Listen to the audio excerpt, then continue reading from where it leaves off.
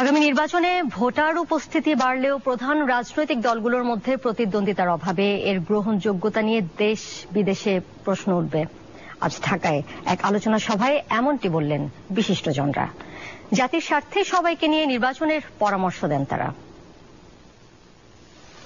BNP সহ কয়েকটি দল দ্বাদশ জাতীয় সংসদ নির্বাচন বর্জন করলেও সারা দেশে ভোটের এক ধরনের আমেজ রয়েছে। 18 ডিসেম্বর থেকে প্রচারণা শুরু করেছে প্রার্থীরা।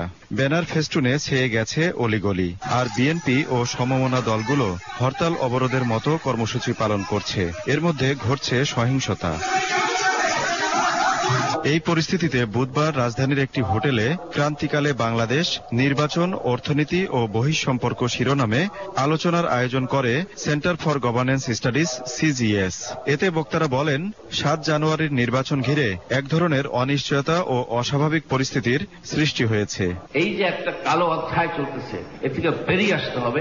Bangladesh has a bright future যদি আমরা ঠিকঠাক কাজ করতে পারি। ব্যাংকগুলোকে উত্তরাধিকারীর মাধ্যমে এমন একটা পর্যায়ে নিয়ে যে আমাদের দেশের ফাইন্যান্সিয়াল সেক্টরের এখন সক্ষমতাই নেই ব্যক্তি খাতকে সাপোর্ট দেওয়া এবং সরকারকে সাপোর্ট দেওয়া। সমঝোতার জায়গাটা আবার নতুন ভাবে আনতে হবে, যেখানে আমরা সকলে মিলে অংশগ্রহণ করে এটার ভিতর দিয়ে দেশে একটি কার্যকর অংশগ্রহণমূলক অন্তর্ভুক্তিমূলক একটি নির্বাচনী কাঠামো এক ব্যবস্থা আমরা দাঁড় করাতে পারি। অন্য বক্তারা মনে করেন, যথাযথ প্রতিদ্বন্দ্বিতার অভাবে নির্বাচনটি প্রশ্নবিদ্ধ হয়ে থাকবে। 5 বছর প্রজেক্ট 10 বছর হয়ে যায়, 5,000 কোটি টাকার প্রজেক্ট 30,000 কোটি টাকা হয়ে যায়, কস্ট ওভাররান হয়।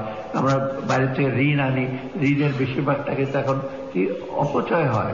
Inclusive does not mean voter participation. Inclusive means those parties which can challenge the other party, can create a competition and প্রতিযোগিতামূলক নির্বাচন। আমি চাই এমন একটা নির্বাচন যেটা হবে প্রতিদ্বন্দ্বিতাপূর্ণ, সেখানে লোকজন উৎকণ্ঠার সাথে রাখিয়ে থাকবে কে বিজয়ী হয়, এবং সেখানে রেডিও টেলিভিশনের সামনে লোক অপেক্ষমান থাকবে, কিন্তু সে অবস্থা কিন্তু আগামী নির্বাচনে হবে না। এবারের নির্বাচনে 44টি নিবন্ধিত রাজনৈতিক দলের মধ্যে 27টি অংশ নিচ্ছে। আর মোট প্রার্থীর সংখ্যা 1896 জন। 4টা ব্যাংক লোপাট হয়ে গেছে। আজিজুল ইসলাম, দীপ্ত সংবাদ, ঢাকা।